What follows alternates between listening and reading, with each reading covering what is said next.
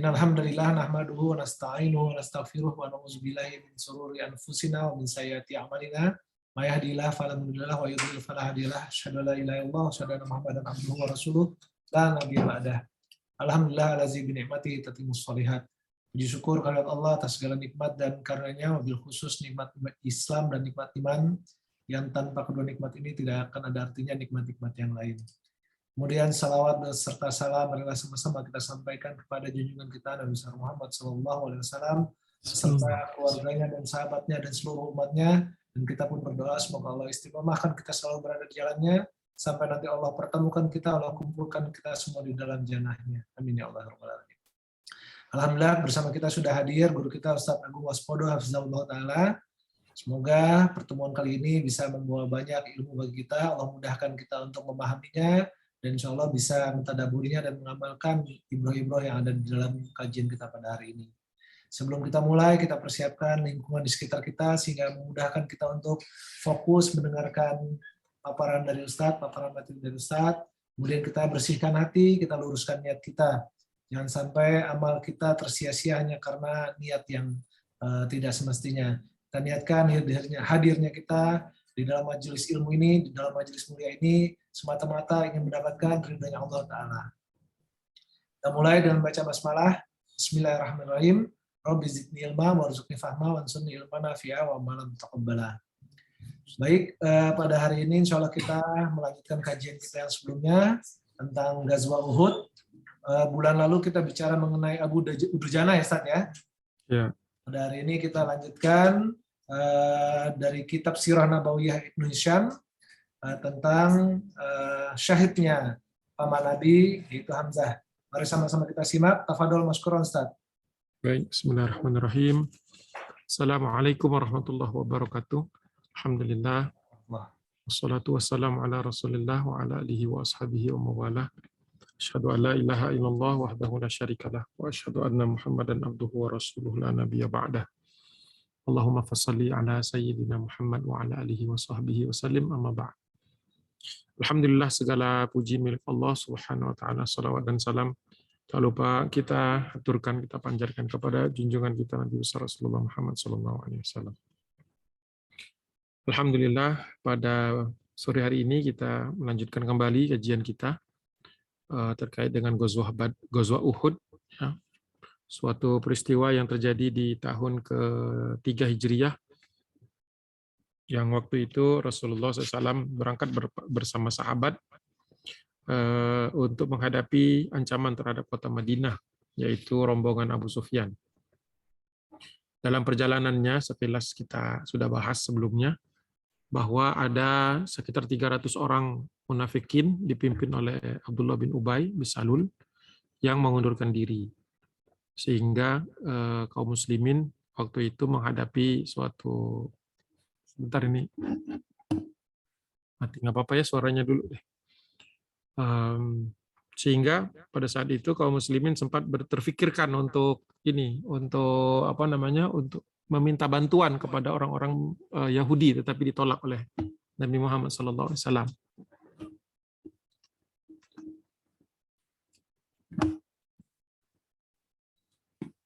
Jadi ditolak oleh Nabi. Kemudian terjadilah peperangan, dan di dalam peperangan itu kaum muslimin awalnya memang tetap taat kepada Nabi sampai kemudian terjadinya kemenangan atau diberikan oleh Allah SWT kemenangan. Barulah kemudian pasukan pemanah itu nanti akan turun. Kemarin kita bahas bagaimana Rasulullah memerintahkan agar pasukan pemanah untuk tidak turun dalam keadaan apapun. Kemudian di pertemuan terakhir kita sudah bahas bahwa ada seorang sahabat Nabi bernama Abu Dujana yang mendapatkan satu mukjizat ketika pedangnya patah, diberikan oleh Rasulullah pengganti dari kayu, ternyata berubah menjadi pedang. Dan kemudian itu membuat penasaran beberapa sahabatnya, termasuk Az-Zubair bin Awam, ingin tahu.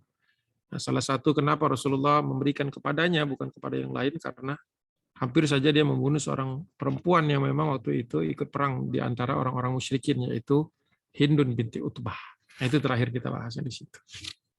Nah, sekarang kita masuk kepada pembahasan yang salah satu ya, menjadi salah satu kisah paling masyhur mungkin di dalam perang Uhud ini, yaitu Maqtal Hamzah. Jadi terbunuhnya Hamzah bin Abdul Muthalib, paman Nabi Sallallahu Alaihi Wasallam.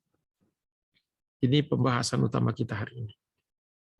Karena kita tahu bahwa Rasulullah ketika mau berangkat itu kan ada mimpi ya. Rasulullah bermimpi bahwa beberapa mimpinya itu menggambarkan adanya pedang Nabi yang salah satu ujung pedangnya itu, bilahnya itu patah. Kemudian ditafsirkan oleh Nabi bahwa nanti akan ada anggota keluarganya, kerabatnya yang akan meninggal dunia, tapi tidak tahu siapa. Yang belum diketahui nama atau siapa identitasnya, karena memang hanya suatu isyarat saja. Nah, ternyata yang bersangkutan adalah Hamzah. Nah, ini kisahnya yang diriwayatkan oleh Ibnu Ishaq. Waqatala Hamzah bin Abdul Muthalib. Jadi Hamzah terus berperang hatta qatala Arta'ah ibn Abdi Syurahbil. Sampai dia juga membunuh salah seorang musyrik yang bernama Arta'ah. Arta'ah ini wa kana ahadan nafaril ladzi yahmiluna liwa.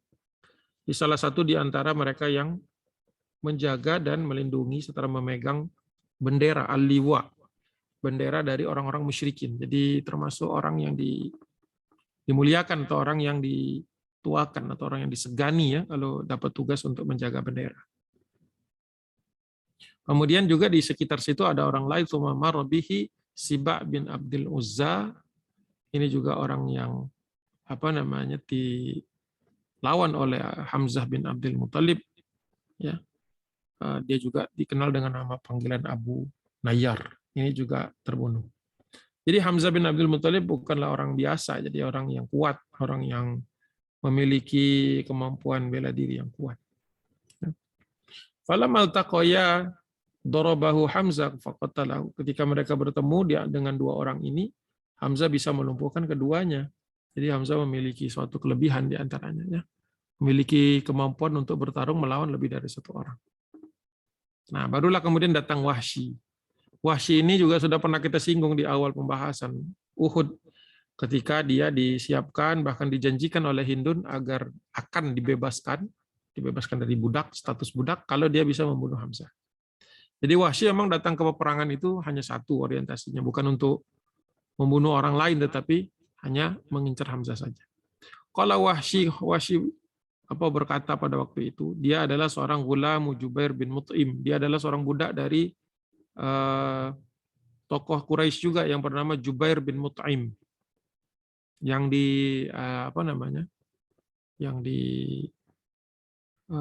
persiapkannya, yang ditawarkan oleh Hindun untuk untuk siap-siap berperang, siap-siap untuk menghadapi membunuh Hamzah. Wallahi, dikatakan di situ, wallahi inni la anzuru ila Hamzata ya yahuddan nasa bi sayfihi ma yaliku bihi syai'an. Demi Allah, aku melihat pada waktu itu Hamzah ya, dalam keadaan yahdin nas, membunuhi orang, jadi mengalahkan manusia, banyak menjatuhkan korban dari kalangan musyrikin. Bisayfihi, dengan pedangnya. Jadi Hamzah itu adalah orang yang memang hebat gitu di dalam berperang. Bisayfihi ma yaliku bihi syai'an, dan memang adalah orang yang punya kekuatan, kehebatan di bidang itu. Mithlal jamal al-awraq, seperti halnya atau istilahnya itu diberi julukan oleh orang-orang Arab ini unta yang belang-belang, gitu ya. Nggak tahu di situ terjemahannya apa. Kalau ngelihat terjemahannya kadang-kadang jadi terpengaruh. Jadi saya nggak ngelihat layar ya, saya nunduk aja, karena kalau ngelihat layar nanti enakan baca. Nih yang lihat layar buat pemula aja, Ustaz. Iya, karena saya juga nggak setiap kata diterjemahin juga. Jadi ada istilah dalam bahasa, dalam orang-orang Arab itu ya,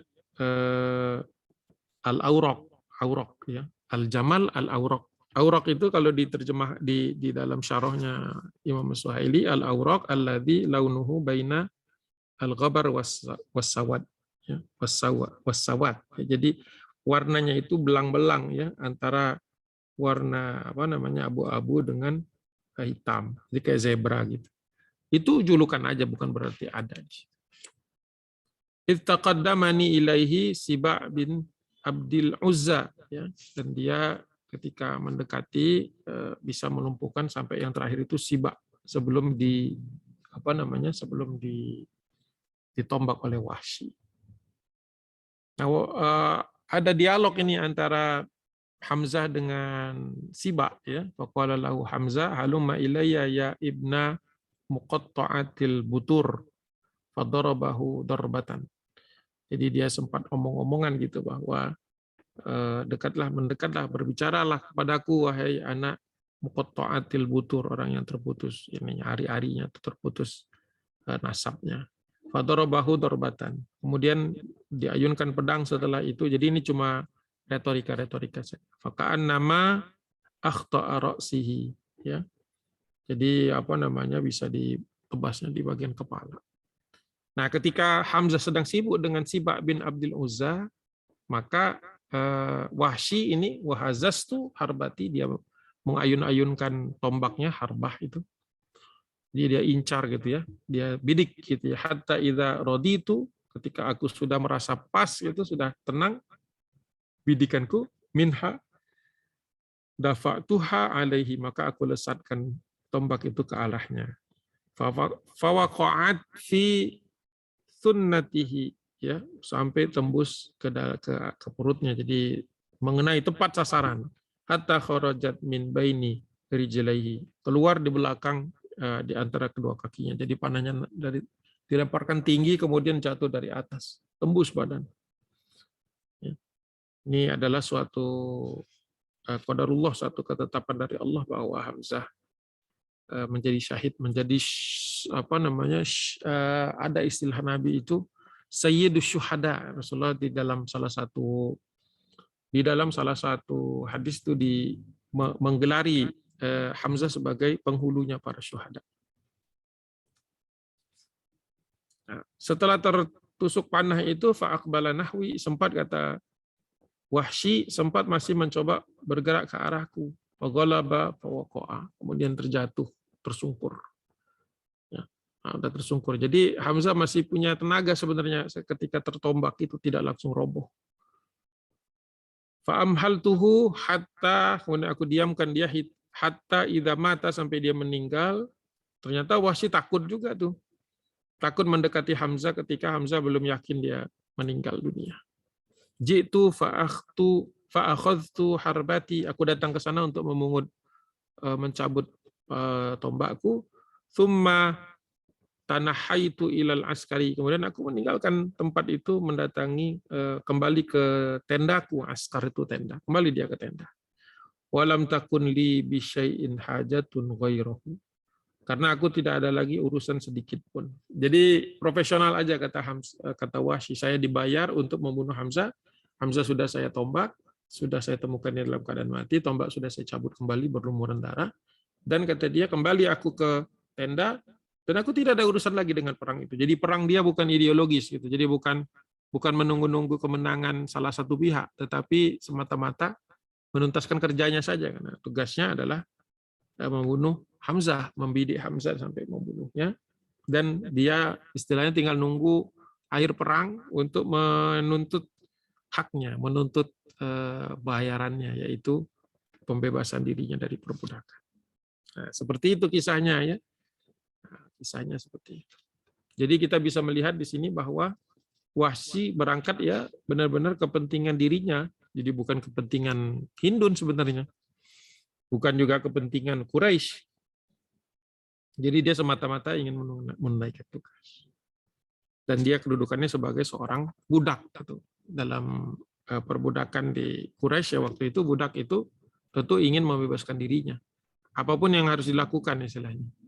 Jadi dia tidak peduli siapa yang dibunuh. Ini zaman jahiliyah ketika manusia yang penting survive gitu ya. Jadi semacam seleksi alam kata orang-orang evolusionis atau darwinis gitu ya, bahwa yang kuat akan mengalahkan yang lemah. Mereka tidak mengenal compassion, tidak mengenal kasih sayang, tidak mengenal adab gitu ya, tidak mengenal belas kasih gitu.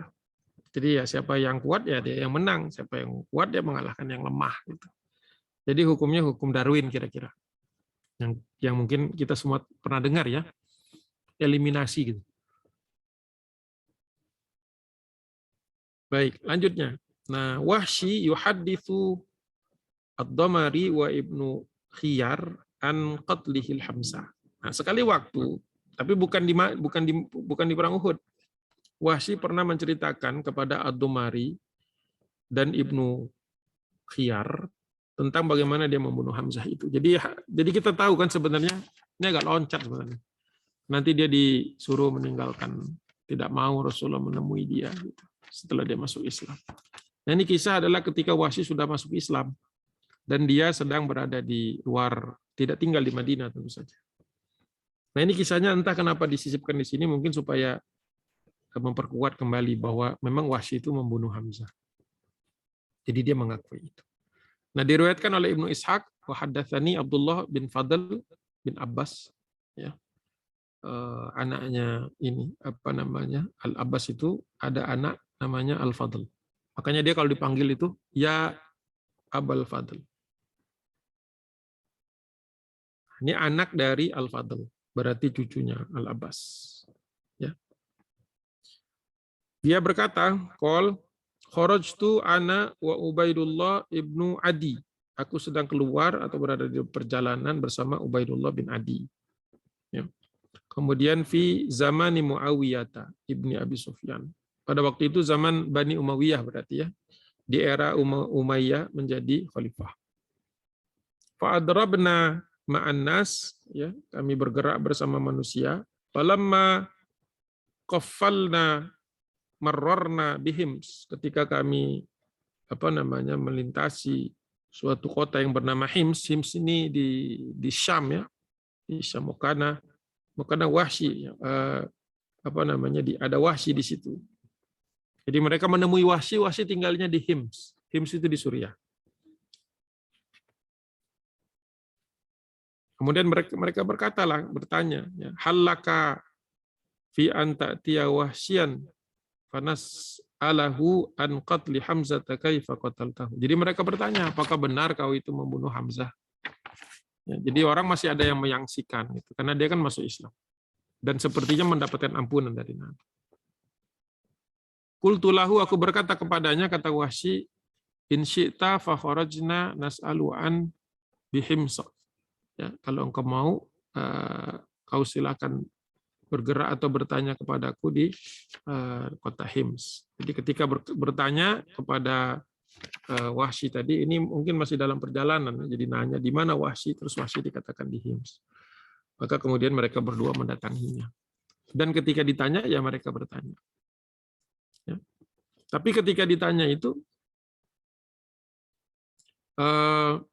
Wahsy dalam keadaan tidak baik, ya. Karena di sini innakuma, kalian berdua satajidanihi bifina'i darihi. Kalian bisa nemukan dia di suatu kebun gitu ya, yang dimiliki oleh seseorang. Dan wa huwa rajulun qad ghalabat alaihil khamru, dan dia sekarang sudah menjadi seorang laki-laki yang senang mengkonsumsi khamr. Jadi Wahsy tercatat sebagai sahabat Nabi yang setelah meninggalnya Rasulullah di zaman Bani Umayyah itu suka mabuk. Ya. Jadi suka mabuk. Ya ini mungkin karena penyesalan atau ketidakmampuan dia mengelola tekanan, karena membunuh sahabat Nabi, membunuh paman Nabi itu kan dia mendapatkan ketidaksukaan dari Nabi, tentu saja. Jadi dalam keadaan sering mengkonsumsi khamr. Inilah ketika manusia kadang-kadang ketika banyak dosanya kan ya, harusnya dia kembali kepada Allah Subhanahu wa taala ya. Meminta ampun kepada Allah, memohon bertobat kepada Allah Subhanahu wa taala. Namun terkadang orang tidak mau menemui kenyataannya bahwa dia bersalah. sehingga melarikan diri, mencoba melarikan diri dari kenyataan. Nah, biasanya kalau orang tuh suka melarikan dirinya dengan berfantasi, ya, berkhayal. Nah, alat yang paling gampang untuk berkhayal itu ya mabuk. Mabuk dengan segala macam caranya. Jadi ini pola orang yang bersalah sebenarnya. Walaupun dia sudah dimaafkan oleh Nabi.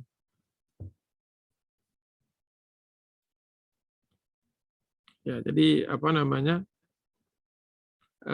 Kata dia wa in tajidahu sahiyan, kalau kalian menemukan dia kebetulan lagi tidak mabuk ya, lagi sadar gitu, tajidah kalian berdua akan menemukan rajulan Arabian, dia adalah seorang laki-laki yang memang apa namanya? Layaknya seorang Arab lah, karena dia lama di Mekah. Jadi kata orang itu kalau kalian mencari dia, carilah dia. Karena dia sering mabuk, tapi kalau dia sedang tidak mabuk, dia bisa cerita. Maksudnya gitu, dia punya kemampuan cerita dalam bahasa Arab, atau dia orang Arab yang bisa diajak ngomong.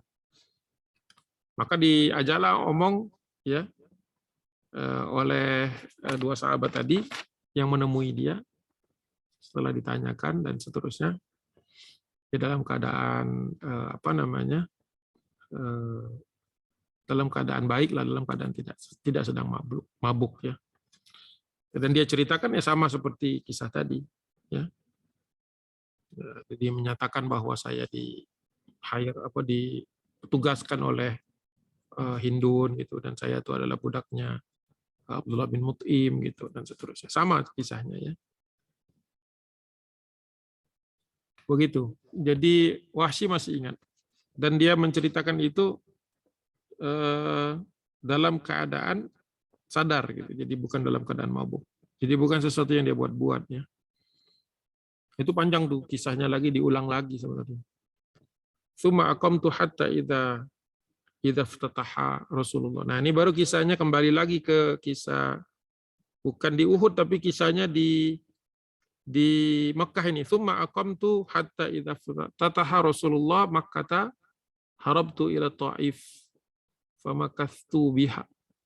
Jadi ketika Nabi SAW sampai membebaskan kota Mekah, aku melarikan diri, kata dia. Harabtu ila Thaif. Aku melarikan diri ke Thaif. Kita tahu kan, Thaif termasuk kota yang tidak jatuh di dalam serangan pertama Nabi. Walaupun Rasulullah sudah mengerahkan pasukan pemanahnya. Falamma kharaja wafdu Thaif, ketika kemudian orang Thaif akhirnya, dan Rasulullah kan mengepung Thaif tidak berhasil, kemudian Rasulullah kembali ke Mekah. Sebelum kembali ke Madinah. Nah, ketika kembali ke Mekah itu ada wafd itu utusan. Jadi adanya utusan orang-orang Thaif ila Rasulillah sallallahu alaihi wasallam liyuslimu ta'ayyat alayyal madahib. Jadi orang-orang itu datang menyatakan keislamannya, dan aku merasa, kata Wahsy merasa bahwa tidak ada lagi pilihan bagiku kecuali aku juga harus menyerahkan diri. Jadi semua kota sudah masuk Islam dan Thaif yang terakhir kurang lebih. Ya. Ulhiq bisyam, tapi waktu itu dia masih belum mau menyerahkan diri kepada Nabi, maka dia berpikir pergi ke Syam, awil Yaman atau ke Yaman, au bi ba'di bilad atau ke negeri lain lah intinya. Wallahi inni la fi dzalika min hammi. Dan apa namanya, itu adalah sesuatu yang menjadi perhatian fokus utamaku. Idz qala li rajulun, tapi ketika dia baru mau berangkat ke Syam atau mau berangkat ke Yaman, itu ada orang datang, laki-laki berkata kepada dia, wahai haka, celaka engkau Wahsy, innahu wallahi ma yaqtulu ahadun minan nas dakhala fi dinihi. Bahwa sesungguhnya demi Allah Muhammad tidak akan membunuh seseorang pun ya yang telah masuk kepada agamanya. Nah, jadi ada orang ngasih tahu kepada Wahsy, ya, kenapa kau mau lari ke Syam, lari ke Yaman? Toh kalau orang masuk Islam, Rasulullah itu memaafkan. Jadi memang Fatu Mekah itu kan salah satu kebesaran, salah satu mukjizat ya, mungkin juga termasuk di antara mukjizat itu adalah berbondong-bondongnya orang masuk dalam Islam. Afwajan kalau di dalam surah An-Nasr itu. Idza jaa nasrullahi wal fath wa ra'aitan nasa yadkhuluna fi dinillahi afwaja. Ya. Jadi ketika telah datang idza jaa nasrullah wal fath, ketika datang pertolongan Allah, maka kemenangan pun datang. Wa ra'aitan nasa, engkau akan saksikan manusia wahai Muhammad, yadkhulu, akan masuk, yadkhuluna masuk dalam jumlah yang banyak, itu jamak. Yadkhuluna fi dinillahi afwaja, akan masuk kepada agama Allah secara bergelombang dalam jumlah yang banyak. Jadi orang ini tidak disebut namanya, tapi dia menasihati Wahsy yang kelihatan mau pergi ke luar negeri, mau meninggalkan Taif, baik itu menuju Syam ke utara atau ke Yaman di selatan. Banyak orangnya larinya ke Yaman, ya, atau ke negeri yang lain. Dia mengatakan, celaka engkau, kenapa mau pergi gitu? Karena sesungguhnya Rasulullah tidak akan mengeksekusi siapapun di antaranya, di antara manusia yang mau masuk agamanya. Maka kata Wahsy, watasyahadda syahadatahu, maka kemudian aku bersyahadat dengan sebenar-benarnya. Jadi Wahsy akhirnya masuk Islam. Ya tentu saja dia masuk Islam dengan penyesalan telah membunuh pamannya Nabi. Nah, Wahsy baina yaday Rasulillahi Sallallahu Alaihi Wasallam. Akhirnya Wahsy menemui Nabi, memberanikan diri. Ini ya patut diacungkan juga, karena banyak orang kan kalau sudah membunuh itu, ya tentu saja rasa bersalahnya pasti tinggi. Nah ini Wahsy mungkin merasa dia mau lari kemana lagi. Kemanapun dia lari, kondisinya pasti sama aja gitu. Dia lari ke Mekah, Mekah futuh. Lari ke Taif, Taif akhirnya menyerah. Mau lari kemana lagi gitu. Jadi dia merasa lebih baik masuk Islam. Dan itu adalah keputusan yang baik. Walaupun dia sempat mengalami struggle untuk mengatasi mabuknya dia. Ini kisah ketika dia menghadap Nabi. Falamma qala li dzalika warajtu hatta, ketika orang itu menyampaikan kepadaku tentang hal tadi, maka aku datang keluar untuk menemui Nabi. Qadimtu ala Rasulillah al-Madinah. Jadi dia ketika datang ke Mekah, Rasulullah sudah pergi, sudah pulang ke Madinah. Kalau utusan Taif kan masih ketemu. Nah, dia baru mikir lagi, nah barunya dia putuskan untuk ketemu Nabi. Nah, ketika dia ke Mekah, Mekah udah futuh kan ya. Tapi Rasulullah sudah tidak di situ. Rasulullah tidak tinggal di kota Mekah ketika futuh. Tapi kembali setelah itu, kembali ke kota Madinah. Maka disusul sama Wahsy ke Madinah. Falam yaru'hu illa bi qaiman ala ra'sihi. Ya. Orang-orang kaget melihat kedatanganku. Ya, keberani-beraninya. Ya, atas hadu bi syahadatil haq. Tapi aku datang ke sana dalam rangka bersyahadat dengan sebenar-benar. Tapi orang-orang akhirnya sadar bahwa Wahsy datang ke situ ya untuk bertobat ya. Semua orang kalau bertobat dikasih peluang. Falamma ra'ani, ketika Rasulullah melihat aku, qala Wahsy, apakah engkau Wahsy? Qultu na'am ya Rasulullah. Betul aku Wahsy ya Rasulullah. Qala uq'ud fahaddatsni kaifa qatalta Hamzah. Kata Nabi SAW, ya, duduk di sini dan sampaikan kepadaku bagaimana ceritanya engkau bisa membunuh Hamzah. Karena Hamzah itu termasuk susah dijatuhkan. Kok bisa? Gitu. Jadi Rasulullah penasaran juga. Qala fahaddatstuhu kama haddatstukuma. Nah, ini kisah yang kuma ini kan orang dua yang sebelumnya tadi. Itu yang Abdullah bin Fadl bin Abbas itu bersama temannya Ja'far bin Amr. Jadi aku ceritakan, kata Wahsy, sebagaimana aku ceritakan kepada dua orang tadi yang bertanya tadi, yang datang ke kota Hims di Suriah. Kan itu kan peristiwanya berarti jauh setelah itu. Ini kan Rasulullah SAW masih di Madinah menjelang setelah Fatu Mekah, berarti antara tahun 8, 9, 10 Hijriah sebelum Rasulullah wafat. Sedangkan peristiwa yang Hims tadi kan Rasulullah sudah jauh wafat, dan masanya masa Umayyah kan, berarti udah lewat Abu Bakar, Umar, Utsman, Ali, Hasan bin Ali. Jadi udah lima pengganti Rasul. Baru ada kisah tadi. Nah, tapi kata Wahsy yang aku ceritakan sama, jadi konsisten kata Wahsy. Yang ceritakan itu selalu sama, itu juga. Falamma faragtu min hadithi, setelah aku selesai menceritakannya atau dengan ceritaku, qala, berkata Nabi, waihaka, celaka engkau. Karena Rasulullah sedih kan mendengar kisah itu. Ghayyab anni, ya, enyahlah dariku, jauh, jangan sampai muncul ke depanku, gitu ya. Wajhaka. Jadi kata Rasulullah, ghayyab anni wajhaka, tolong wajahmu jangan sampai kelihatan aku. Fala arainak, ya, jadi aku tidak suka, tidak ingin melihat engkau. Mungkin Rasulullah kalau melihat Wahsy, wajah Wahsy itu mungkin teringat peristiwa ini. Jadi dia tidak mau, Rasulullah tidak mau. Rasulullah sudah maafkan. Rasulullah hati-hati jangan sampai kemudian permaafan itu hangus karena masih ada rasa benci. Toh orang ini sudah masuk Islam, sesuatu yang luar biasa waktu itu kan. Salah satu tujuan dakwah dan Futuh Mekah adalah apa namanya tadi, wa ra'aitan nasa yadkhuluna fi dinillahi afwaja. Jadi Rasulullah paham bahwa Wahsy ini punya hak untuk masuk Islam. Tapi Rasulullah juga merasa dia tidak mau ketemu Wahsy dalam waktu dekat ini.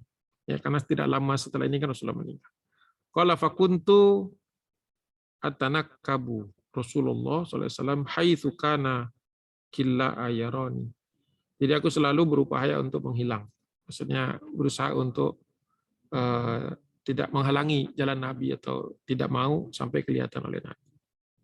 Hatta qabada Rasulullah, sampai Rasulullah meninggal dunia. Jadi Wahsy itu cuma ketemu sekali itu aja. Setelah dia masuk Islam, mungkin di hadapan yang lain, kemudian mendatangi Nabi, minta maaf, mengabarkan dia sudah masuk Islam, dimaafkan Nabi, tapi kata Nabi, waihaka, celaka engkau, ghayyab anni wajhaka, wajahmu jangan sampai kelihatan sama aku lagi. Fala arainak, ya, aku tidak mau melihat engkau. Maka kata Wahsy tidak mendebat.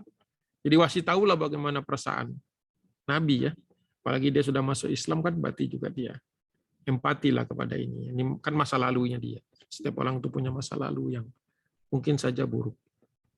Maka dipastikan oleh Wahsy bahwa aku memastikan tidak pernah ada di dalam perintasan dengan Nabi, gitu ya, dan tidak atau menghindar dari pantauan Rasulullah. Kan Rasulullah kalau menyampaikan sahabat, ketemu sahabat itu kan melihat semua. Jadi Wahsy di belakang, bersembunyi agar tidak terlihat. Seperti itu Wahsy jadi perjuangannya. Sampai Rasulullah SAW meninggal dunia. Ya. Jadi Wahsy sudah melakukan apa yang diperintahkan Nabi. Mudah-mudahan Rasulullah SAW ridho, ya. Dan mudah-mudahan Allah Subhanahu Wa Taala ridho juga. Ini Anda nggak tahu nih masih ada orang apa nggak, sepi-sepi aja. Takutnya putus. Masih, Ustaz. Masih, baik. Lancar, Ustaz. Anda pernah kayak gitu, asik ngomong, nggak taunya putus. Atau ngomong sendiri. Disuruh ulang lagi sama panitia. Ya Allah. Ngulang sesuatu yang udah seneng-senengnya nyeritain itu diulang lagi. Baik, Anda minum sebentar ya. Ada, Ustaz.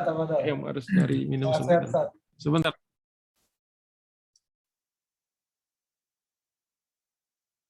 Bagi yang sudah hadir, tadi sudah sempat saya bagikan juga soft copy-nya dalam bentuk PDF, ya. Silakan di-download.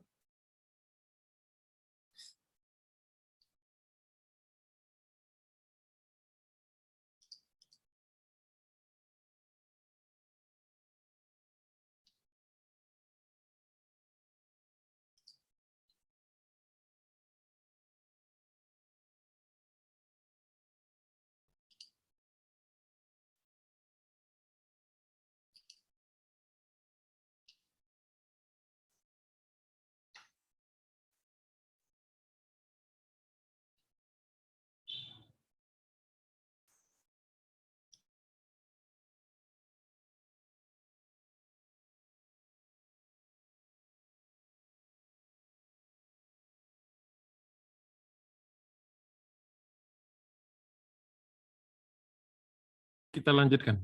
Jadi tadi sudah kisah tentang Wahsy, kisah tentang terbunuhnya Hamzah, bahwa memang benar sebagaimana pengakuan Wahsy sendiri bahwa memang dia tujuannya begitu. Dan dia masuk Islam setelah itu dengan rasa menyesal, ya. Rasa menyesal itu kadang-kadang tidak cukup, ya, buat orang yang terkena musibahnya, gitu, ya. Ya, tetapi kita juga harus tahu bahwa jika orang sudah menyadari kesalahannya, sudah menebusnya dengan meninggalkan jahiliyah, itu mungkin merupakan salah satu ujian juga. Makanya Rasulullah tidak ingin luntur khawatir mencabut permaafan, makanya Rasulullah menyuruh dia untuk tidak ketemu. Mungkin ada suatu peristiwa yang bikin sakit hati kita, ya sudah kita maafkan, tapi mungkin mengurangilah istilahnya frekuensi ketemunya, gitu. Karena kalau ketemu lagi takutnya ingat lagi, gitu, dan ingat lagi itu kan bisa jadi mengurangi keikhlasan permaafan yang sudah, gitu. Ini sebenarnya Rasul memaafkan, Ustaz, ya. Oh, sudah maaf. Kalau nggak maafin kan mungkin saat itu suruh apa gitu. Iya, menyedihkannya sampai Rasul bilang dia nggak mau ketemu lagi. Ya, goibkan wajahmu dariku, suruh pergi. Jadi, konsekuensinya Ustaz ya. ya, jadi Wahsy ketika mendatangi pertemuan-pertemuan Nabi selalu berada di belakang-belakang supaya nggak kelihatan sama Rasulullah. Gitu. Walaupun dia juga sempat punya masalah dengan minuman keras ya, tetapi juga mungkin kita harus melihatnya dalam perspektif bahwa dia memang jauh dari sahabat yang lain. Makanya ketika dikunjungi silaturahim oleh dua tabiin itu ngingetin dia gitu ya. Tidak disebutkan siapa yang diomongkan setelah itu. Cuma ditanya aja gimana ceritanya. Dan ketika dia menceritakannya juga dengan nada dia sedih sebenarnya. Jadi ini juga suatu ibroh buat kita bahwa orang bisa menyesal gitu. Dan memang perlu ditemenin gitu supaya tidak hanyut di dalam permasalahan-permasalahan yang lain gitu. Membuat masalah baru. Itu mungkin itu kenyataannya seperti itu. Alhamdulillahnya dia masuk Islam ya. Masuk Islam ya. Itu ya. Dan ini ada kisah lagi, satu tambahan lagi. Qatlu Wahsy li Musailamah. Jadi bagaimana Wahsy membunuh Musailamah al-Kadzab. Ya. Falamma kharajal muslimun ila Musailamah al-Kadzab sahibil Yamamah. Ketika kaum muslimin ini di zaman Abu Bakar As-Siddiq mengejar Musailamah al-Kadzab sampai ke wilayah Yamamah karena dia orang Yamamah. Kharajtu ma'ahum. Kata Wahsy, saya datang kok, saya ikut kok bersama mereka. Jadi Wahsy ketika di zaman Abu Bakar As-Siddiq, berarti setelah Rasulullah wafat, kan, ketika ada panggilan jihad untuk menghadapi seorang yang mengaku Nabi, makanya disebut Al-Kadzab, itu kan penipu, ya, pembohong. Namanya Musailamah atau Musailimah, kadang-kadang ada juga yang nulisnya Musailimah. Maka kata Wahsy ketika rombongan itu diperintahkan untuk mengejar Musailamah, karena dia ini berbohong kepada manusia bahwa dia ini seolah-olah seorang nabi penerus. Maka aku berangkat bersama mereka. Kata Wahsy, wa akhadtu harbati lati qataltu biha Hamzah. Aku membawa tombak ya. Aku membawa tombak yang dulu pernah aku pakai untuk Hamzah, untuk membunuh Hamzah. Jadi dibawa tombak yang sama.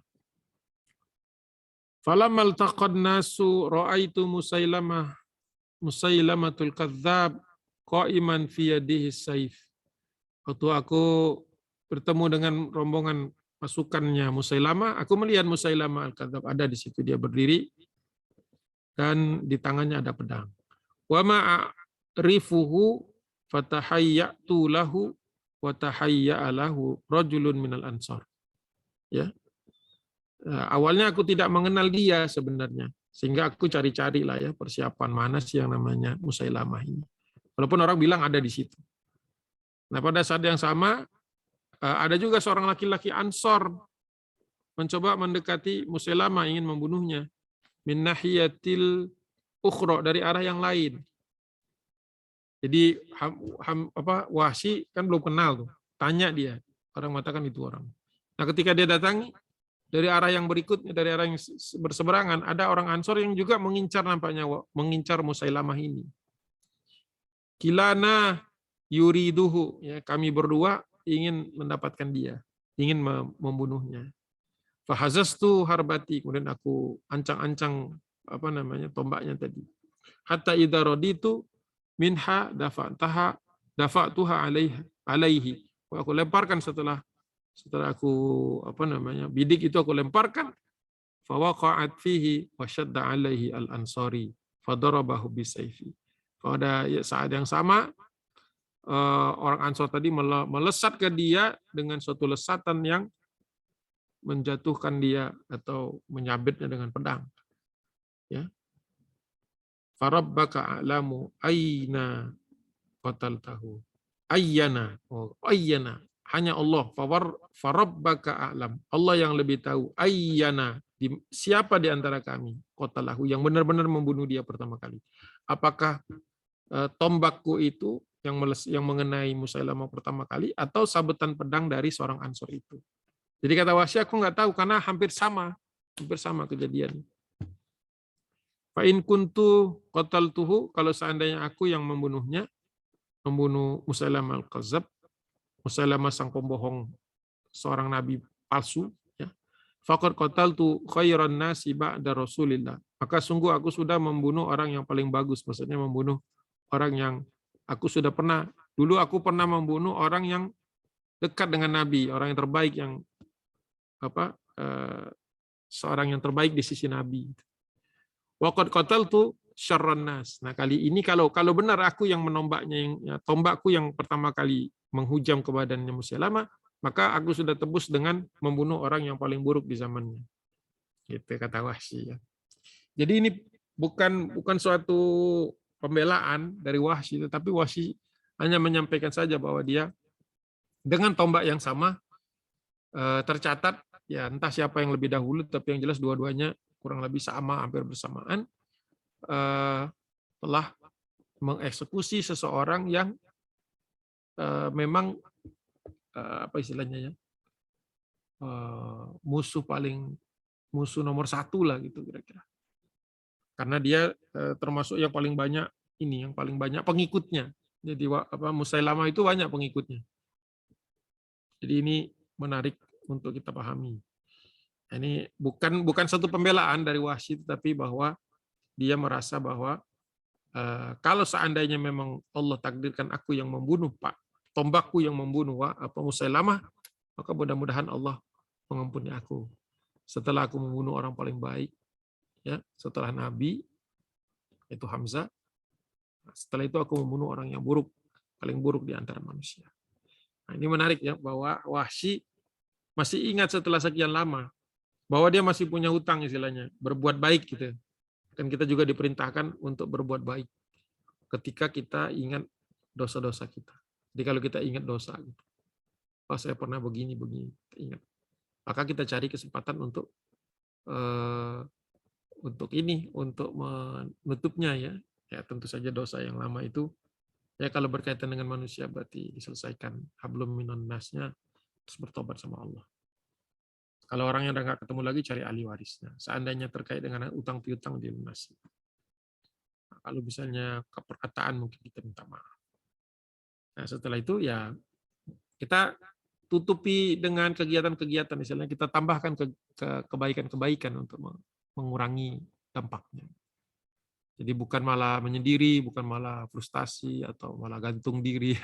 Na'udzubillah. Jadi bukan begitu cara kita mensikapi kesalahan kita, yaitu dengan cara menyelesaikannya, kemudian menyeimbangkannya dengan kebaikan. Ya, supaya timbangan kebaikan kita jadi lebih banyak. Yang tadi kita sudah anggap mudah-mudahan sudah dihapus Allah. Kan kita ada Lailatul Qadar, kemudian ada juga puasa Senin Kemis, puasa Syawal gitu kan. Ada puasa-puasa yang menghapus dosa-dosa. Nah, tadi selama urusan sesama manusianya sudah dibereskan, mudah-mudahan beres. Misalnya haji gitu, banyak kan kegiatan yang bisa menghapusnya. Jadi kita juga jangan terlalu keras memvonis seseorang yang mungkin punya kesalahannya. Jadi kurang apa kan dibandingkan Wahsy gitu. Jadi ini ibrohnya bahwa orang yang paling buruk di zaman Nabi pun bisa menyesal atas perbuatannya. Ya kita juga harus memberikan kesempatan itu kepada manusia yang mungkin ya apa namanya itu membenci umat Islam atau ya jadi sumber fitnah lah. Mudah-mudahan kalau dia usianya panjang, dia belum meninggal, bisa taubat dan bisa ya mencoba mengoreksi kesalahan-kesalahan dahulu, ya itu bagus, boleh-boleh aja. Kita juga jangan nutup-nutupin seolah-olah orang itu tidak ada lagi apa istilahnya, tidak lagi keselamatan. Ada ngunci orang tuh nggak boleh kan? Apalagi bersumpah-sumpah ya. Semoga apa namanya celaka 7 turunan, itu nggak boleh loh. Karena keturunannya kan nggak salah, yang salah dia aja. Bahkan kata Nabi, kata Rasulullah, kata Allah Subhanahu wa taala juga kan, kalau kita maafkan itu lebih baik. Nah, tapi memaafkan ini berat. Kesalahan memaafkan itu, fa'fu anhum. Maafkanlah mereka. Itu Rasulullah sendiri kan yang diingatkan oleh Allah Subhanahu wa taala. Masya Allah. Jadi pelajaran berharga dari peristiwa ini justru bukan masalah perang, tapi masalah justru bagaimana Rasulullah menyikapi ya Wahsy kan jadi sahabat Nabi. Ini juga menunjukkan bahwa sahabat Nabi tidak seluruhnya. Track record-nya dulu tidak selalu baik itu sebelumnya. Tapi menunjukkan bahwa dalam keadaan seperti itu pun manusia masih punya peluang. Jadi kita semua juga insya Allah orang baik-baik.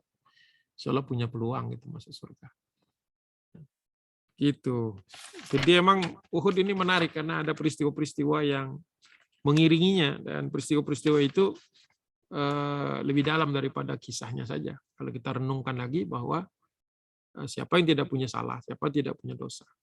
Tapi bukan dosa itu menyebabkan kita akhirnya malah justru mengunci diri, mengisolir diri, malah jauh dari umat. Akhirnya ya tentu diganggu setan lah, dipengaruhi pemikiran setan. Kan banyak juga orang yang karena merasa melakukan satu kesalahan besarnya bunuh diri. Padahal bunuh diri bukan menyelesaikan masalah, nambahin masalah kan. Ya, maka makin jauh dia, makin tidak bisa masuk surga, tidak mencium bau surga. Jadi alangkah baiknya kalau kita ketemu sama orang yang lagi banyak salah gitu, kita justru tidak memperbanyak ayat-ayat tentang azab gitu, tapi justru banyakin kencengin ayat-ayat tentang ampunan, tentang taubat, supaya orang itu semangat untuk terus hidup. Jadi jangan sampai perkataan kita, ada orang mungkin dia lagi sedih gitu ya, terus kita bilang emang nih orang yang begini nih bakal masuk neraka jahanam, wah itu makin ambruk lagi dia kan. Kita nggak tahu, jadi kita hati-hati juga ngomong, karena bisa jadi pemirsa ada 200 misalnya 200, kita nggak tahu siapa yang lagi depresi kan. Itu nggak semuanya optimistik gitu loh. Jadi ketika ada orang yang baru aja mau hijrah gitu, baru mau kepengen baik, tapi digitu-gituin akhirnya, wah ternyata saya ini udah nggak ada harapan. Nah itu, jadi harus sering-sering kita ngomong ada harapan ya, selama belum selama belum mati gitu ya, selama nyawa ini masih ada ya, belum lewat kerongkongan kita, itu masih bisa. Semuanya masih bisa. Orang baik masih bisa tersungkur, orang jelek masih bisa terangkat. Jadi itu. Jadi ya ini ke realita kita lah, realita kita. Yang Sirah Nabawiyah ini kan bukan kisah masa lalu saja, tetapi ibrah masa sekarang. Jadi pintar-pintarlah kita memaafkan orang. Karena memaafkan orang itu sebenarnya bukan ciri kelemahan, tapi justru kekuatan. Apalagi kalau sebenarnya dia bisa balas.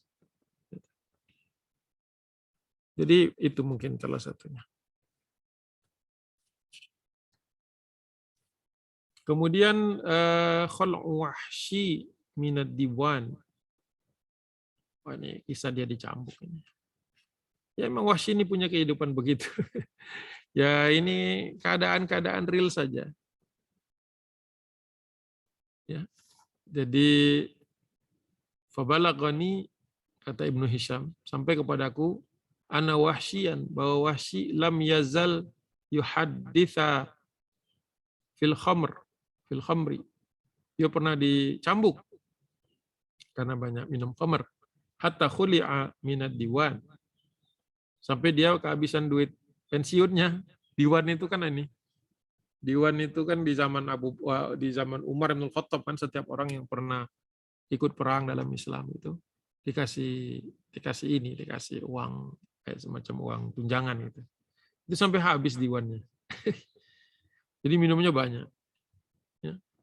Karena Umar bin Khattab yaqul qad alimtu anna Allah Ta'ala lam yakun liyada'a qatila Hamzah. Ya. Sungguh aku tahu bahwa Allah Subhanahu wa taala ya tidak membiarkan begitu saja orang yang pernah membunuh Hamzah gitu ya. Maksudnya tidak membiarkan itu, ya hidupnya susah gitu. Ini juga mungkin buah dari kelakuannya. Jadi ini pandangan Umar ya. Pandangan Umar kan biasanya memang ketat gitu ya. Bahwa kalau ada orang hidupnya susah itu, kata Hamzah, itu pasti karena dulunya pernah jelek. Itu pandangan Umar, karena Umar termasuk orang yang sangat hati-hati. Jadi jangan dianggap Umar gimana sih, keras banget gitu. Bukan gitu maksud Umar.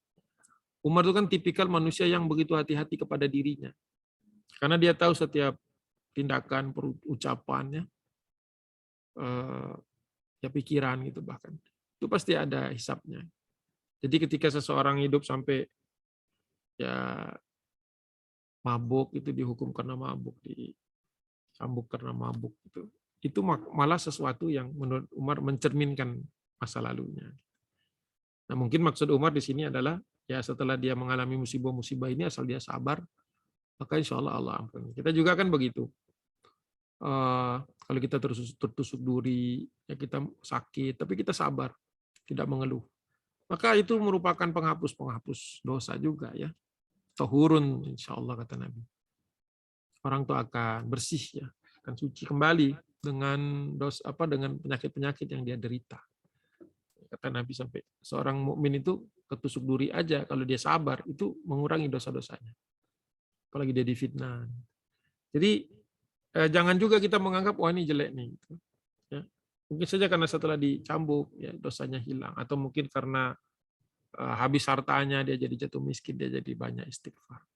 Jadi kita juga nggak pernah tahu gitu loh yang mana yang membuat Allah ridho itu. Ya.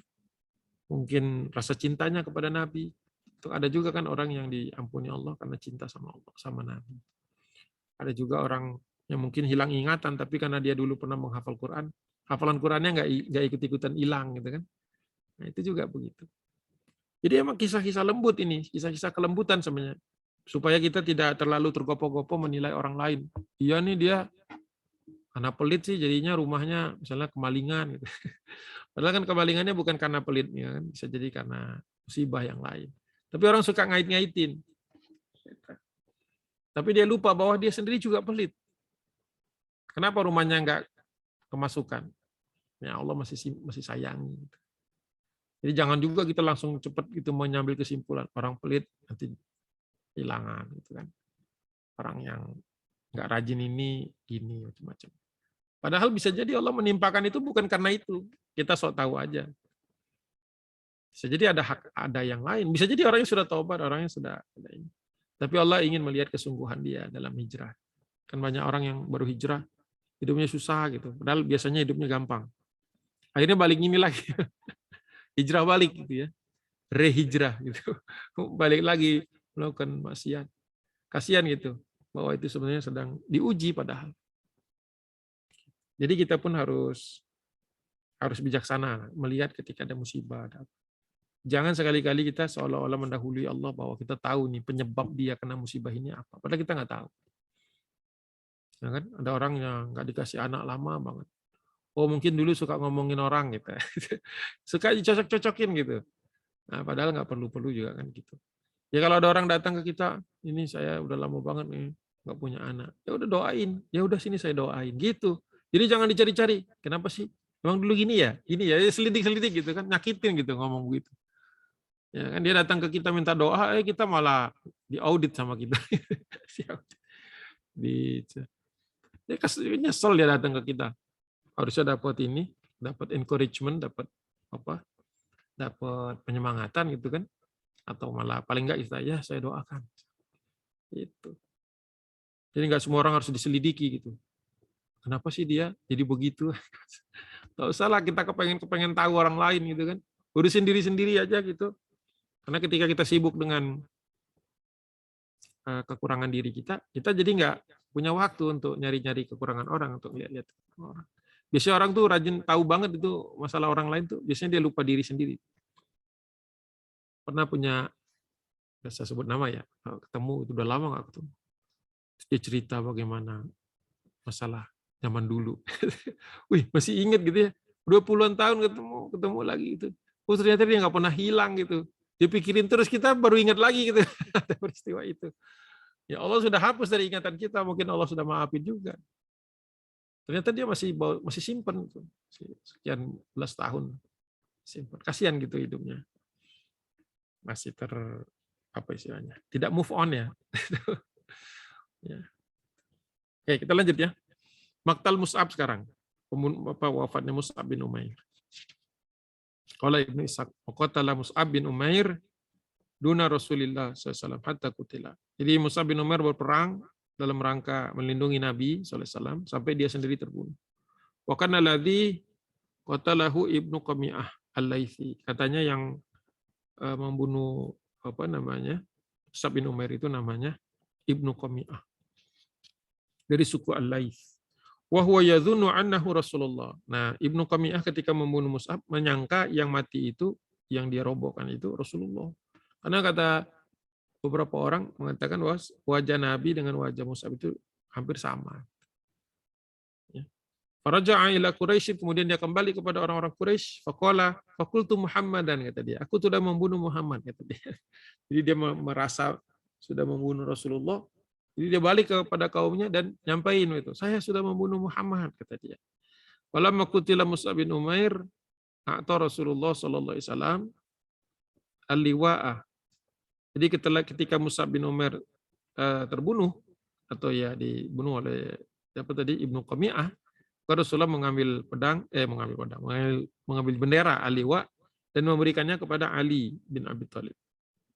Faqatala Ali bin Abi Thalib warijalun minal muslimin. Ya. Terus berperang. Jadi Ali bin Abi Thalib yang mengibarkan bendera. Kan kalau bendera zaman dulu kalau perang, kalau bendera itu dikibarkan, berarti masih ada kekuatan. Jadi ketika bendera jatuh, ya jatuhlah lawan. Makanya ketika Mus'ab bin Umair roboh, bendera langsung diambil sama Nabi, diserahkan kepada Ali supaya Ali yang mengibarkannya.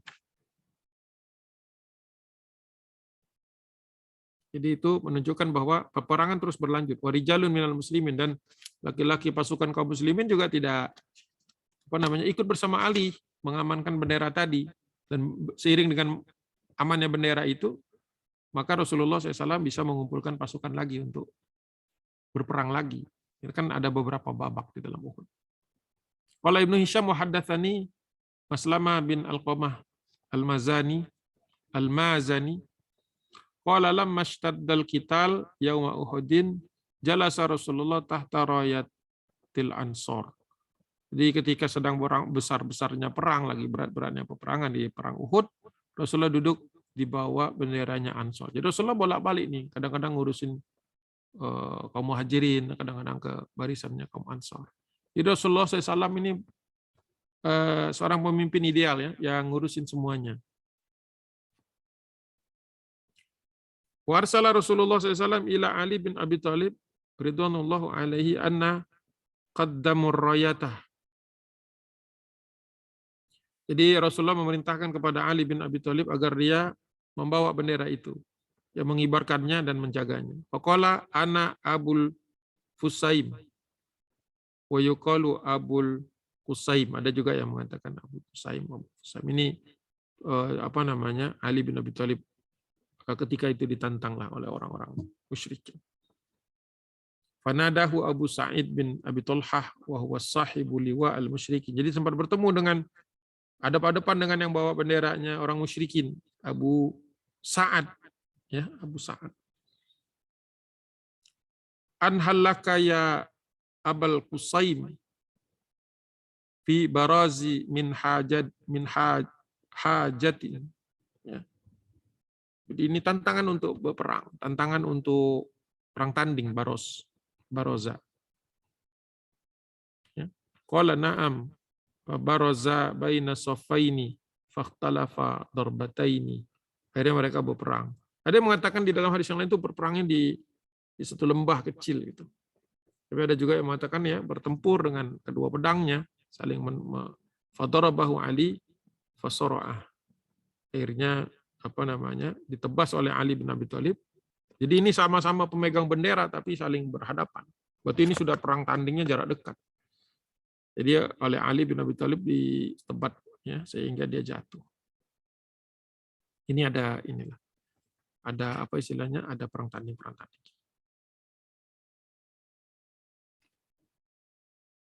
Keluar dari soft dan sebagainya. Ini perkataan-perkataan ini saya skip saja.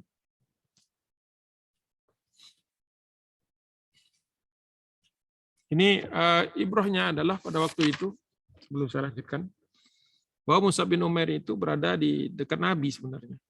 Jadi ketika dia membawa bendera itu kan dia wafat, benderanya tidak jatuh ke tangan lawan. Kalau jatuh ke tangan lawan masalah. Jadi oleh Rasulullah diamankan, bendera tersebut diserahkan kepada Ali. Jadi ini masalah genting juga, masalah estafet juga. Dalam kepemimpinan juga begitu kan. Tidak boleh terlalu lama pemimpin kosong misalnya.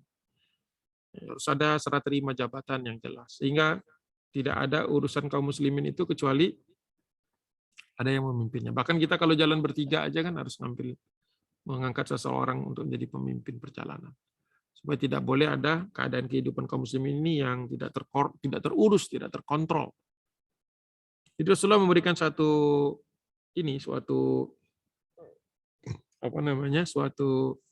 hikmah kepada kita bahwa tidak boleh sedikit pun meninggalkan pos. Tidak boleh sekalipun kita mungkin dalam keadaan yang berat gitu, dalam keadaan genting gitu. Maka tidak boleh kita meninggalkan pos kita, tanggung jawab kita.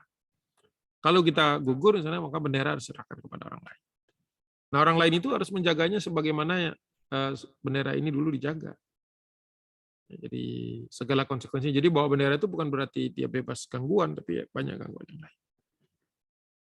Sampai kemudian terjadi dari peristiwa itu.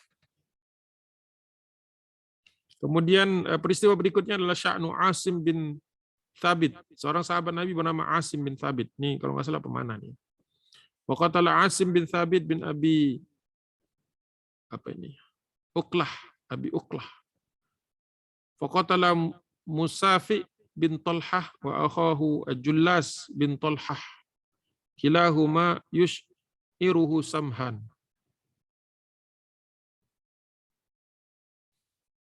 Termasuk orang yang pandai memanah. Sahman kok samhan. Sahman. Fayati ummuhu Sulafah fayada'u ra'suhu fi hijriha fatakulu ya bunayya man asabak. Oh, ini entar dulu ini peristiwanya. Jadi ada seorang sahabat bernama Asim bin Thabit, dia pemanah. Ya. Dia berperang. Kemudian mereka berdua ini ya terkenal sebagai seorang pemanah, ahli panah. Nah, ketika dibawa jadi terkena panah, bukan terkena panah. Terkena panah pemanah. Dia pemanah juga. Tapi kemudian ketika dia berluka itu dibawa kepada ibunya, fayati ummuhu Sulafah. Dibawa ke ibunya. Fayada'u ra'sahu fi hijriha fatakul. Jadi letakkanlah kepalanya di bawah. Dan berkata, ibunya berkata, ya bunayya, man asabak, apa yang terjadi denganmu? Nah, mungkin dia terkena panah atau terkena luka. Gitu ya. Berarti dibawa pulang ke Madinah. Fayaqulu sami'tu rajulan hina romani wa huwa yaqul khudha wa ana ibnu abil aqlah. Ada aku mendengar, kata dia, seorang laki-laki ketika memanah aku, melempar aku, dia berkata, ya, kenalah engkau wahai, sedangkan aku ibnu abi Aqlah namanya, panggilan Abi Aqlah. Oh gitu. Yang kena ini Musafi, salah saya. Musafi bin Talhah dan saudaranya Julas. Yang mana Asim gitu. Balik-balik saya. Asim ini nama lainnya Abu Qal'ah. Abu Aqlah maksudnya. Panadzarti in kanahallahu min ra'si Asim.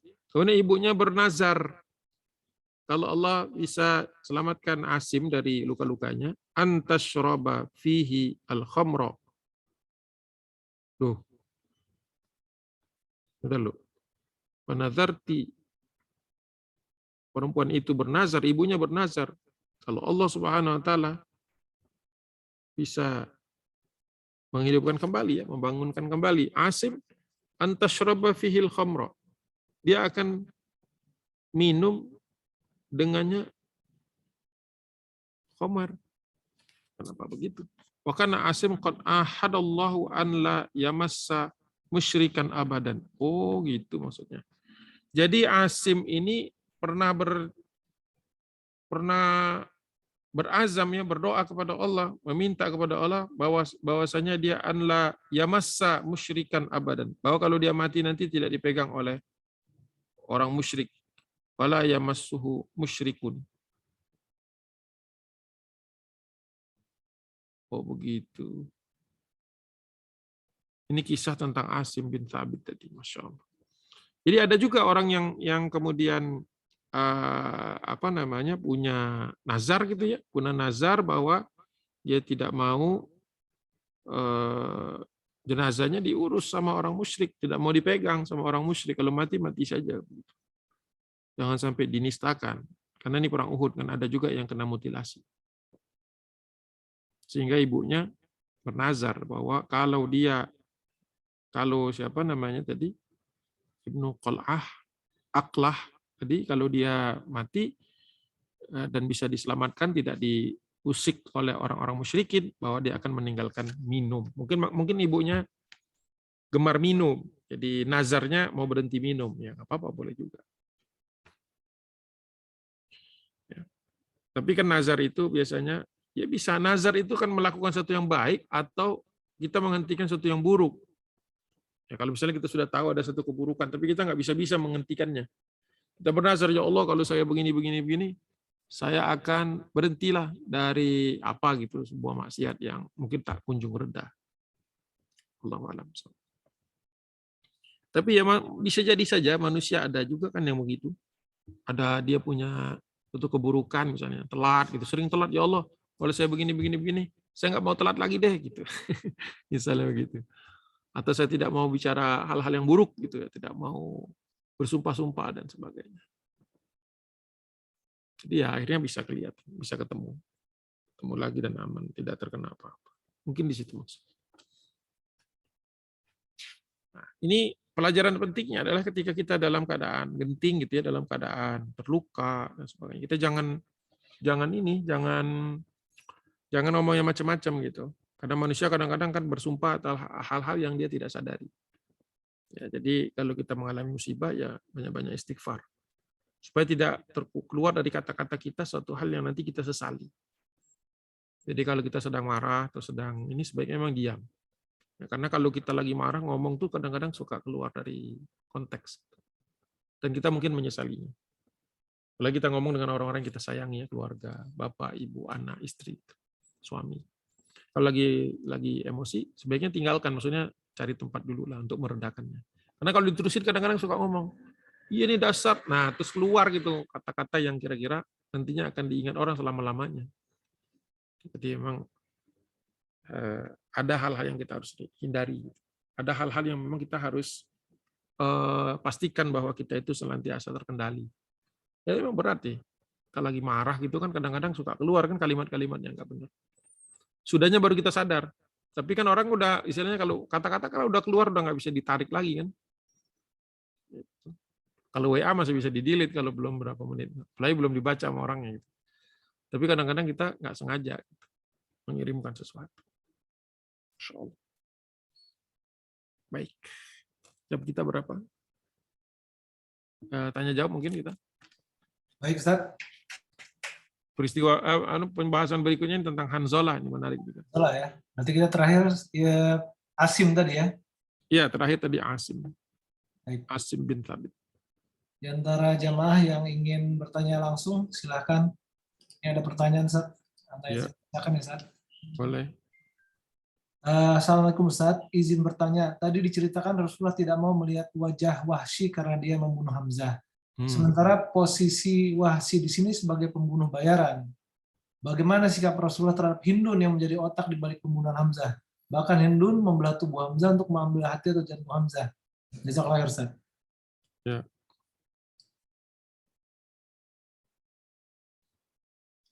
Iya kan ini kan peristiwanya di peristiwa Uhud kan tahun 3 Hijriah.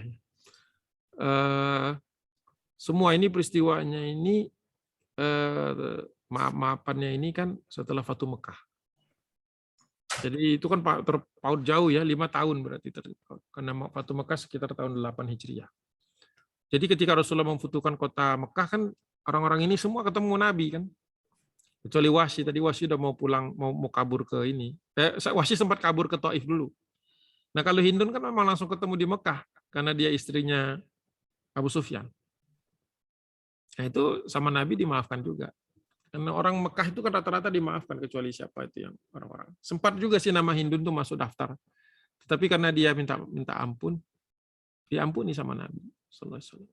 Kalau Wahsy kan ketemunya nanti setelah orang-orang Taif minta minta jaminan keamanan kepada Nabi SAW. Jadi dua-duanya diampuni, mau otaknya mau pelaksananya diampuni. Makanya Rasulullah terkenal salah satu akhlak Nabi itu ahlamun nas. Kalau di dalam kitab Jawami'us Sirahnya Ibnu Hazm Al-Andalusi itu disebutkan bahwa salah satu sifat Nabi yang paling berat itu untuk ditiru adalah ahlamun nas, orang yang paling tenang dan memaafkan, ya, memaafkan orang lain. Jadi yang sulit diikuti itu bukan jagoan perangnya, tapi justru yang paling berat diikuti itu menurut Ibnu Hazmi, ya, Ibnu Hazm ini adalah yang paling berat diantaranya itu adalah mengikuti pemaafnya Nabi. Banyak orang kan atas nama sunnah gitu, tapi nggak maafin orang. Gitu. Ya dia mungkin begitu semangatnya menggebu-gebu. Ya. Padahal Nabi SAW mengampuni bukan hanya orang yang keliru dalam beragama, keliru dalam sholat, ya, tapi sampai orang yang menzalimi pamannya juga diampuni, dimaafkan sama Nabi. Sunnah paling berat tuh maafin. Banyak orang bisa gitu sunnah-sunnah yang lain, manjangin jenggot, gitu ya. Ya macam-macam lah, yang fisikal. Tapi kalau yang ini, yang mental spiritual, kadang-kadang berat ngikutinnya. Nabi itu orangnya bersabar, memaafkan, ya, mengerti orang lain. Padahal kan itu kan sifat Nabi juga kan. Kenapa yang kayak gitu kadang-kadang malah orang nggak demen ikutin gitu. Yang diikutin ya yang tadi. Malah kadang-kadang sudah hijrah, tapi malah keras sama orang lain. Seolah-olah dia dulu belum pernah hijrah. Padahal baru aja kemarin dia begajulan, istilahnya. Terus sudah hijrah. Terus sama orang yang begajulan, dia lupa bahwa dia dulu pernah juga begitu. Begitu kerasnya gitu ketika kepada orang lain, dan begitu lupanya dia kepada dulu siapa dia. Jadi kalau kita mau keras sama orang tuh ingat, kita dulu gimana sih? Kita mau strict sama orang itu. Ya, kitanya sendiri masih begini. Itu wallahu alam. Itu menarik ya menurut saya. Rasulullah memaafkan kedua-duanya. Bahkan Abu Sufyan juga maafin juga sama Nabi. Abu Sufyan masuk Islam lebih dulu kan, baru kemudian Hindun, baru kemudian Wahsy. Wahsy kan setelah Taif. Bisa nggak kita ngamalin sunnah Nabi itu pemaaf? Itu pertanyaan balik saya. Gimana Pak Safar? Baik, Ustaz. Ada pertanyaan lagi, Ustaz? Ya. Ini Pak kalau Safar, begitu maafin saya kan kalau saya lagi lemes. Insya Allah, Ustaz, nggak lama-lama. Berarti benar nggak kalau Hindun itu mertuanya Rasulullah, Ustaz? Iya, Apa Ummu Habibah itu memang dari... Tapi gini, ntar dulu. Ummu Habibah itu emang anaknya Abu Sufyan. Tapi anak Abu Sufyan dari istri yang mana? Karena istri Abu Sufyan bukan hanya Hindun. Nah, itu saya belum telusuri. Oh, baik. Bisa jadi sih, bisa jadi karena yang confirm dia anaknya Abu Sufyan ya. Kan anaknya Abu Sufyan belum tentu anaknya Hindun kan? Ya betul, karena bisa jadi istrinya bukan cuma satu gitu, apalagi pemuka Quraisy ya. Ini pertanyaan bagus nih. Ini memang kayaknya perhatian terhadap detil-detil sirah ini udah mantep nih Ustaz ya. Kita aja kadang nggak hafal namanya istri-istri Rasulullah gitu, ada 11 gitu kan. Ini bisa tahu nasabnya, Masya Allah. Iya. Pak Yasir tadi. Iya. Bisa jadi anaknya Abu Sufyan dan Hindun, bisa jadi. Kalau memang iya, saya juga lupa. Kalau memang iya, ya berarti maafin mertua, biasa aja gitu. Kan nggak ada urusan kan sebenarnya mertua apa bukan mertua gitu kan ya. Rasulullah bukan pertimbangannya bukan karena mertuanya gitu, maafin itu. Ya. Gitu. Kita jangan kait-kaitkan seolah-olah. Lah Wahsy bukan siapa-siapa dimaafin sama Nabi. Ya kan? Ya, makanya itu Rasulullah tuh sangat adil orangnya. Jadi dia maafkan bukan karena, kalau maunya Nabi kan sebenarnya kan tegas aja gitu. Tapi karena orang minta maaf jadi maafin. Ya. Kalau kita kadang-kadang orang minta maaf kan kita mikir-mikir gitu. Jangan-jangan minta maaf nih supaya ini kali. Cari aman gitu ya. Supaya ini, supaya itu. Silakan kalau masih ada pertanyaan, mau bertanya langsung. Boleh. Belum pertanyaan tadi mungkin sekali lagi ya kita akui bahwasanya dalam mempelajari kisah-kisah peperangan Rasulullah ini memang nggak mungkin lah suatu peristiwa besar gitu ya, yang dimana tantangannya itu adalah nyawa, sementara nggak ada ibrohnya gitu. Jadi naif sekali kalau kita nggak mau meluangkan waktu untuk melihat lebih detail lagi gimana kisah perjuangan Rasulullah gitu ya. Karena ini urusannya fisik, jiwa, perasaan, gimana tuh rasanya Rasulullah itu paman kesayangannya tewas terbunuh gitu, sampai Rasulullah mungkin menyolatkannya berkali-kali Ustaz ya, kalau nggak salah Ustaz ya. Saya nggak tahu itu, yang jelas memang Rasulullah sangat Oh banget ya. Karena ini paman kesayangan beliau gitu ya. Selain dia memang juga salah satu pemuka di kalangan Muslim waktu itu, karena julukan beliau juga Singa Allah gitu. Dan begitu juga sisi dari pembunuhnya, bayangkan gitu ya, pembunuhnya ini begitu dia taubat, gimana tuh Rasulullah sebagai manusia, dia juga nggak bisa menutupi perasaannya Ustaz ya. Bahwasanya kalau dia harus melihat lagi wajah Wahsy, karena dia akan terpapar kembali tuh kenangan bagaimana rekonstruksi dia mengeksekusi pamannya gitu ya. Sementara apalagi bunuhnya kan bukan hanya sekedar dibunuh ya, tapi dimutilasi ya. Jadi ini juga poin beratnya. Kalau terbunuh biasa dalam perang, karena semua orang udah tahu lah resiko perang tuh pasti ada, terbunuh. Ya, kalau dibuat sebuah sinetron memang luar biasa gitu ya. Pembunuh paman Nabi, paman kesayangan, atau tobat, di mana Rasulullah juga memang sebagai Rasul dia harus menunjukkan gitu akhlaknya gitu. Maksudnya orang yang kembali kepada Allah itu memang harus di-encourage gitu ya. Bukan malah gojlok dulu gitu. Lu gua kerjain dulu lo, kemarin lo bunuh paman gue ya, sebelum tobat kita kerjain dulu gitu ya. Enggak, tapi Rasulullah tetap menerima walaupun nggak bisa menutupi perasaannya gitu ya, bukan membenci Wahsyinya gitu, tapi dia nggak sanggup kalau harus membayangkan kembali gitu kisah terbunuhnya paman kesayangan dia gitu.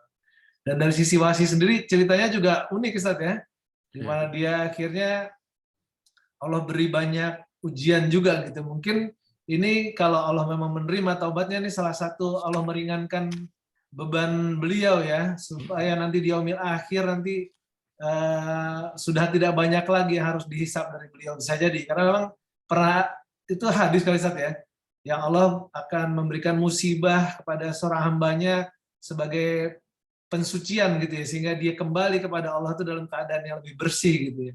Sehingga kita nggak bisa, kalau dia sabar. Kalau dia sabar, betul. Sehingga kita nggak bisa serta-merta ngelihat kondisi orang yang mungkin kena musibah, terus kita wah sial loh, dan kita merasa much better than him gitu kan.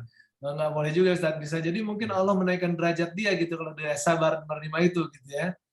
Karena kita yang begitu pede dengan amal kita, jangan-jangan amal kita nggak diterima gitu. Sahabat aja urusan puasa Ramadan 6 bulan setelah Ramadan masih bicara ya Allah terimalah puasa kami gitu Ustaz. Itu level sahabat 6 bulan doanya biar Ramadan taqabbal minna gitu. Kita udah pede-pede amat, amal kita berasa diterima gitu ya.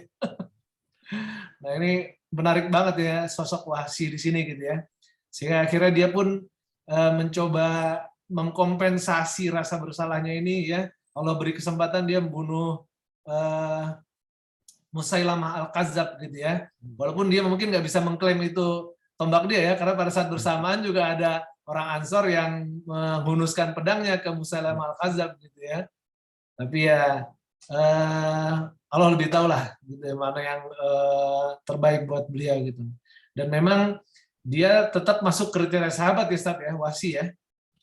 Ya, masuk ketemu Nabi. Ya. Karena dia beriman dan bertemu Rasul gitu ya. Biar bagaimanapun kalau udah levelnya sahabat itu kita nggak bisa petantang petenteng, Wahsy begitu kita berasa lebih baik dari beliau gitu ya. Level sahabat itu itu sebuah apa ya, gelar penting gitu di dunia akhirat tuh level sahabat Rasul gitu. Nah, kemudian beberapa kisah yang lainnya juga menunjukkan bahwasanya memang di detil-detil kisah Uhud ini banyak sekali ibrah, banyak sekali pengorbanan ya, nggak cuma darah, tenaga, tapi ya perasaan, begitu juga dengan keberanian dilihat di situ, begitu juga dengan izah ya Ustaz ya. Biasanya ini memang menunjukkan harga diri dan kehormatan gitu dalam kita membela Islam itu. Dan memang kita nggak boleh takut dan khawatir gitu karena jaminan kita surga ya. Insya Allah. Baik, kalau nggak ada pertanyaan lagi, mungkin bisa kita akhiri Ustaz ya, supaya Ustaz bisa istirahat nih. Tapi kayaknya kalau lagi kajian, sorenya langsung kembali lagi barusan Ustaz. Dibandingkan di awal-awal tadi gitu ya. Kayaknya nambah endorfin kalau ngisi kajian gitu ya. Insya Allah. Baik Ustaz, mungkin itu yang bisa kita dapatkan pada kesempatan kali ini. Semoga Allah istiqomahkan kita untuk bisa terus mentadaburi kisah-kisah perjuangan Rasulullah, supaya kita bisa juga menjadi salah satu umatnya nanti yang Rasul banggakan, karena kita juga akan menyemangati diri kita dengan contoh yang telah Rasul berikan di setiap peperangan yang beliau lalui. Kita tutup kajian kita dengan baca doa kafaratul majlis. Subhanakallahumma wa bihamdika asyhadu an la ilaha illa anta astaghfiruka wa atubu ilaik. Kita bukan baca hamdalah, alhamdulillahirabbil alamin. Semoga Allah menerima apa yang sudah kita laksanakan, Allah mudahkan kita memahaminya, kita dimudahkan juga dalam tadaburinya dan mengamalkan ibrah-ibrah yang ada di dalam kajian kita ini. Kita tutup, mohon maaf apabila ada kekurangan. Billahi taufik wal hidayah. Assalamualaikum warahmatullahi wabarakatuh. Waalaikumsalam warahmatullahi wabarakatuh. Jazakallah khair Ustaz, jazakumullah juga buat para sahabat-sahabat yang telah bersedia hadir. Semoga bulan depan kita bisa bertemu lagi, insya Allah. Sehat-sehat Ustaz ya. Ya, sama-sama semuanya. Izin Anda tutup Ustaz. Assalamualaikum. Waalaikumsalam warahmatullahi wabarakatuh.